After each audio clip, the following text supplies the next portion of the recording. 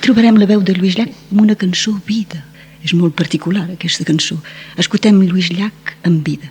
Mentre tot això m'arriba, vida, vida.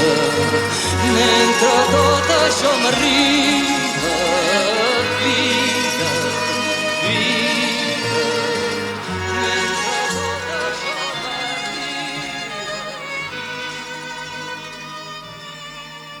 Era la veu de Lluís Llach per tots vosaltres a l'escolta de les emissions catalanes de Ràdio País. I recordem que Lluís Llach doncs, cantarà el dijous, el 16, el 18 et le 24 de maig au Théâtre de la Ville. Louis Llach donc chantera, si vous voulez retrouver cette voix que vous venez d'entendre, c'est la voix de Louis Llach. Eh bien, vous pourrez la retrouver au Théâtre de la Ville les 16, 18 et 24 mai prochains. Les réservations se font au 42 74 22 77 et c'est un tarif unique de 80 francs pour l'entrée. Et nous, eh bien, nous allons vous laisser maintenant en compagnie de André Puig avec les fameux enregistrements qu'elle nous concocte depuis Carcassonne, avec aujourd'hui un titre, elle vous fera découvrir une île dans la montagne. Qu'est-ce que cette île dans la montagne? Escolteu, quedeu a l'escolta de les émissions d'André. C'est André qui reprend le micro pour vous amener, comme d'habitude, de faire une petite balade en pays catalan.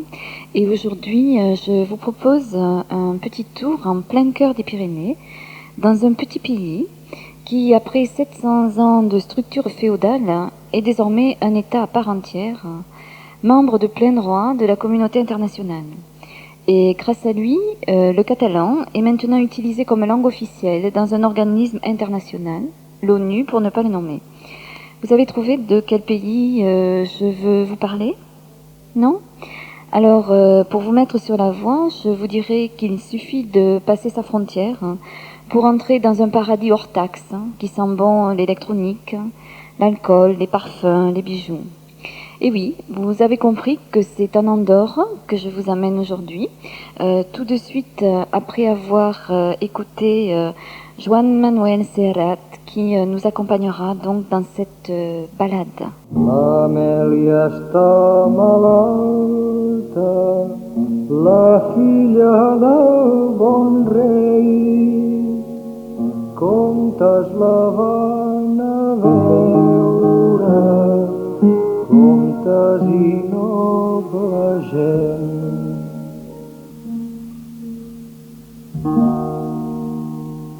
Au-delà d'un Eldorado qui est souvent la seule image que la plupart des gens gardent de l'Andorre, il y a un pays et une histoire. Un pays parce que l'Andorre ne se limite pas à l'avenue Meritxell, cette rivière de vitrine qui serpente sur 5 km et 2 communes, Andorre la Vieille et Las Escaldes. En venant de France, une fois on a passé l'école de Puymorens et de l'Envalira, à partir de l'Hospitalet, on quitte la terre ferme pour longer un océan de montagnes. L'Andorre, c'est une île enclavée dans des flots de neige 4 mois par an. Une île sans ressources naturelles qui n'est sortie du Moyen-Âge qu'en 1942, quand on termine le goudronnement du chemin à mulets qui enjambe l'Envalira. Dans la vallée, des artistes anonymes ont peint sur les murs des immeubles des bouteilles d'alcool gigantesques et des paquets de cigarettes qui bouchent tout le panorama. Ces murales publicitaires jalonnent la route comme des décors de cinéma. L'Andorre, la vraie, elle est derrière cette route. Elle est dans le charme gris et vert des maisons d'Ordino. Elle est dans chaque pont de pierre qui enjambe le Riu Madriu. L'Andorre, on la trouve dans l'église romane de la Cortinade, où les fresques représentent Roland, affirment haut et en couleur que nous sommes dans le pays des fils de Charlemagne. L'Andorre, c'est les sentiers de grande randonnée, où chaque refuge réserve une pièce aux bergers et une autre aux amoureux de la montagne. Et puis, pour découvrir l'Andorre, il faut monter jusqu'à Pal, où même les grands tétras font du ski, c'est du moins ce que prétendent les gardes-chasses. Selon eux, en hiver, ces gros coqs de bruyère, si bruyants quand ils déclarent leur flamme au moment de la parade amoureuse, serrent les doigts de leurs pattes, collés par des ventouses, redressent leurs ergots et se laissent dévaler sur les pentes. À l'époque où Roland s'abîme les mains à Roncevaux sur sa Durandal, les troupes de Charlemagne boutent le Sarrasin hors des marches de l'Empire franc. L'hymne national andorran reconnaît au grand Carolus la paternité suprême sur l'Andorre, à parité avec la Vierge de Méritchel. L'empereur aurait octroyé l'indépendance à ces rudes montagnards en 806 sous la forme d'une charte de peuplement, la Carte Pobla. Mais il n'existe pas de trace de cette charte controversée. L'Andorre garde toute son histoire dans une armoire de la Maison des Vallées, l'armoire aux 7 clés, une serrure pour chaque représentant des 7 paroisses du pays. Cette armoire contient les plus vieux documents qui fondent la légitimité du peuple andorran. Le 8 septembre 1278, après les divers conflits entre le comte de Foix et l'évêque d'Urgell pour la souveraineté d'Andorre, c'est la signature du pareatch, mot qui signifie « aller de pair ». Cet acte institue une seigneurie partagée entre 2 personnes ayant des droits égaux, le comte de Foix et l'évêque d'Urgell. Ce premier document constitutionnel d'Andorre est confirmé en 1288 par un second pareatch qui stipule que les Andorrans doivent verser aux deux seigneurs un impôt. La Révolution française, bien sûr, tique un peu devant cette survivance du régime féodal qu'elle vient d'abolir. Mais Napoléon Ier rétablit la tradition et fixe à 960 francs le montant de l'impôt dû par l'Andorre, montant inchangé à ce jour. En 1282, le pape Martin IV s'empresse de confirmer le deuxième pareatch, et c'est pourquoi la photo du pape trône dans la salle du conseil entre celles des 2 coprinces. Et pour la petite histoire, côté français, les coprinces qui se sont succédés en Andorre ont été les comtes de Foix, puis les rois de France, et maintenant les présidents de la République. Pendant 700 ans, la principauté d'Andorre bénéficie de ce statut de privilège féodal qui, sous la tutelle des 2 coprinces, lui permet de traverser les siècles sans altération, malgré les transformations politiques des pays occidentaux qui l'entourent. Dans les années 1970, la rédaction et l'adoption d'une nouvelle constitution qui permettrait d'accéder à la condition d'état de droit devient une nécessité inévitable. Cette proposition est faite en octobre 1978 par le syndic des Vallées pendant la célébration du 700e anniversaire du premier pareatch devant les 2 coprinces de l'époque, l'évêque de la Séou d'Urgell, Joan Martí Alanis, et le président de la République française, Valéry Giscard d'Estaing. C'est le début du changement pour la principauté. Depuis le XIIIe siècle, elle est administrée en paroisses, 6 jusqu'en 78, 7 depuis, paroisses qui ont 4 représentants chacune au Conseil général des Vallées, le Parlement andorran. Les structures du pouvoir sont ainsi soumises à un gouvernement dans lequel prévaut la représentation territoriale, indépendamment du nombre d'habitants de chaque paroisse. En janvier 1981, le décret de réforme des institutions sépare le pouvoir législatif de l'exécutif. Le Conseil général continue à assurer le pouvoir législatif et un gouvernement est créé pour exercer l'exécutif. Mais cette réforme, qualifiée de réformette, n'arrive pas à modifier la structure de pouvoir que défendent les grandes familles conservatrices immobilistes de la principauté, familles qui s'appuient sur le maintien du régime électoral qui préserve la structure électorale des vallées. La charge de premier chef de gouvernement andorran est assurée par Oscar Ribas, réformateur libéral, mais il démissionne en 1984, fatigué d'essayer de diriger, sans y arriver, un conseil exécutif qui n'a pas de compétences définies. Après les conservateurs, la majorité revient aux réformistes à l'issue des élections de 1989. Oscar Ribas accepte de revenir à la tête de l'exécutif à une condition, que son gouvernement soit celui d'une législature constituante. Une nouvelle crise réapparaît en mars 1991. 4 conseillers d'Oscar Ribas passent dans l'opposition et mettent le gouvernement en minorité. Des initiatives aussi importantes que la rédaction et l'approbation de la Constitution, le Code de la nationalité, la loi d'association et le budget de 1991 sont complètement stoppées. La même année, en novembre, l'opposition présente une motion de censure, sans suite, bien que majoritaire, parce qu'elle ne dispose pas des 2 tiers nécessaires.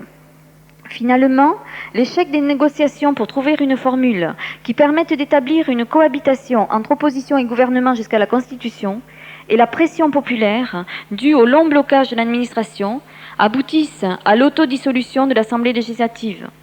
Les nouvelles élections générales rendent le pouvoir, cette fois majoritaire, aux réformistes, et Oscar Ribas se sacrifie une dernière fois à la tête d'un gouvernement auquel il ne donne qu'un an de vie, son objectif principal étant d'arriver jusqu'à la Constitution. Cette Constitution est adoptée le 12 mars 1993 par une large majorité de presque 3/4 des votants. Sur le plan intérieur, elle consolide le partage des pouvoirs d'un État de droit dans lequel on reconnaît la souveraineté populaire. De sujets d'éco-princes, les Andorrans deviennent citoyens. Dans le cadre extérieur, la Constitution suppose la reconnaissance de la personnalité politique de l'Andorre en tant qu'État dont la langue officielle est le catalan. Les compétences relativement importantes que conservent les coprinces sont dues sans nul doute à la situation politique résultant de 700 ans d'histoire. La délimitation des pouvoirs des coprinces a été l'aspect le plus conflictuel de la Constitution. Début 1993, l'évêque de la Seu d'Urgell, Joan Martí Alanís, s'élève contre le danger de glissement de la principauté vers les intérêts français et exige le maintien du droit de veto sur certains traités internationaux. Cette proposition est considérée comme inacceptable par les autorités andorranes. Ce sont ensuite les anciens syndics et subsyndics des vallées qui font part de leurs préoccupations face au possible droit de veto que représentent certains articles de la Constitution. L'existence des coprinces et l'instauration de la souveraineté populaire font de l'Andorre un État basé sur une coprincipauté parlementaire d'un modèle très particulier. Basé sur un système féodal absolutiste, le système andorran va au-delà d'une monarchie parlementaire. La Constitution ne représente pas une rupture avec le passé, mais une transformation. Le nouveau modèle d'État ainsi créé maintient un équilibre entre tradition et modernité.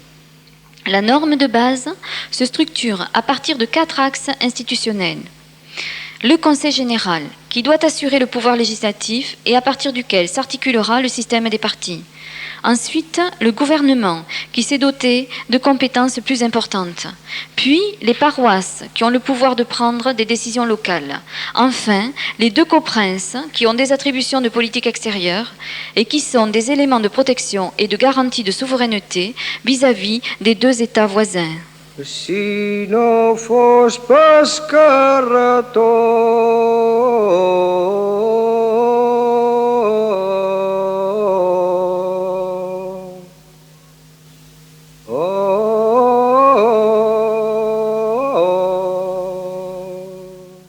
La voix de Joan Manuel Serrat s'éloigne tout doucement.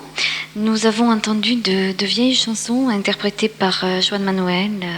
C'était El Testament d'Amelia, El Rossinyol que va a França, la cançó de Liadre, L'estudiant de Vic et tout de suite Cançó de Batre. Eh bien, je vais faire moi aussi comme Joan Manuel, je vais m'en aller tout doucement pour laisser le micro aux animateurs habituels de Radio Pays. J'espère simplement qu'une fois de plus, je vous aurai donné envie de découvrir donc ce coin catalan, ce pays andorran. J'espère qu'à votre prochaine visite, vous ne vous contenterez pas de toutes ces vitrines de l'avenue de Meritxell, que vous pousserez un petit peu plus loin pour découvrir. Vraiment, c'est un pays superbe. Si vous aimez la montagne, si vous aimez les grands lacs, si vous aimez les rivières, et puis peut-être aussi en hiver, pourquoi pas les stations de ski, puisque l'Andorre possède de nombreuses stations de ski. J'espère donc que vous pousserez un petit peu plus loin que ces magasins, que cette image qu'on garde d'habitude de l'Andorre sans essayer de comprendre et de découvrir un peu mieux ce pays. Alors je vous laisse donc à l'écoute de Radio Pays en vous souhaitant une très très bonne fin d'émission et j'espère vous retrouver très nombreux bientôt pour vous présenter un nouveau coin de ce pays catalan que nous aimons tant. Au revoir.